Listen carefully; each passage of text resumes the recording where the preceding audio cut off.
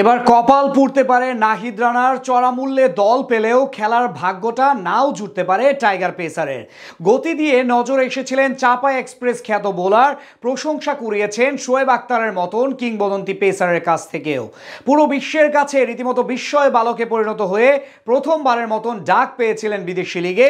তবে কি কারণে নাহিদের খেলা নিয়ে শঙ্কা তৈরি হলো, বিস্তারিত থাকছে রিপোর্টে। সে আমার রেকর্ড ভাঙতে এসেছে, নাহিদ রানাকে নিয়ে এমন মন্তব্য করেছিলেন খোদ শোয়েব আক্তার, যে কিনা বিশ্ব ক্রিকেটে এখনো দিব্যি বসে আছে গতির রাজার সিংহাসন দখল করে। নাহিদের প্রতি ভিনদেশি এক পেসারের প্রশংসার ধরনটাই বলে দেয় কতটা সম্ভাবনাময়ী বাংলাদেশি এই পেসার। নাহিদের ঝলকের শুরুটাও ছিল পাকিস্তানের মাটিতেই, তারপর পুরো বিশ্ব ক্রিকেটের নজরে আসেন চাপাই পেসার। এরপর ক্যারিবীয় সফর থেকে বিপিএল, গতি দিয়ে প্রতিপক্ষকে রীতিমতো নাস্তানাবুদ করে ছেড়েছেন 150 গতির এই পেসার। সবশেষ পাকিস্তান সুপার লিগের নিলামেও কারাকারি ছিল বাংলাদেশি পেসারকে নিয়ে। একাধিক ফ্রাঞ্চাইজি দলে ভেড়াতে চেয়েছিল তরুণ এই পেসারকে। শেষমেশ চড়া মূল্য দিয়ে পিএসএল এর দল পেশোয়ার জালমি দলে ভেড়ায় তাকে। ফলাফল নামের পাশে প্রথমবারের মতন যুক্ত হয় বিদেশি লিগে ডাক পাওয়ার তকমা। তবে এবার নাহিদের পিএসএল খেলা নিয়ে দেখা দিয়েছে কঠিন শঙ্কা, কেননা পিএসএল চলার সময়ে টেস্ট খেলতে বাংলাদেশে আসবে জিম্বাবুয়ে দল। আগামী 15 এপ্রিল বাংলাদেশে পা রাখবে সিকান্দার রাজারা। 2 ম্যাচের এই সিরিজের প্রথমটি শুরু হবে 20 এপ্রিল, আর 28 তারিখ মাঠে গড়াবে দ্বিতীয় টেস্ট,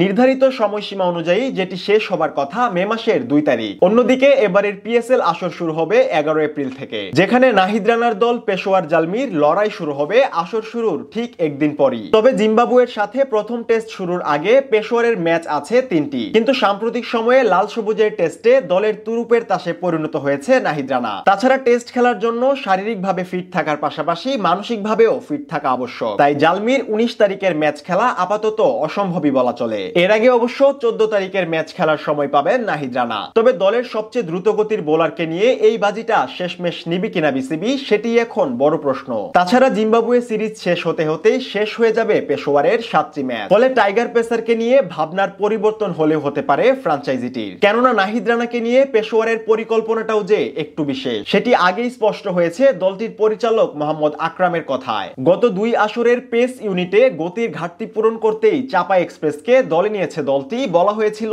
এমন কথাই। এদিকে 2 টেস্ট ম্যাচ খেলার পর পাকিস্তানের মাটিতে কতটা গতি তুলতে পারবেন টাইগার পেসার, সেটিও আমলে নিতে পারে ফ্রাঞ্চাইজিটি। তাছাড়া বিসিবির অগ্রাধিকারে বরাবরের মতোই প্রাধান্য পেতে পারে আন্তর্জাতিক ম্যাচই, তাই শেষমেশ এনওসি পাওয়া নিয়ে তৈরি হতে পারে জটিলতা।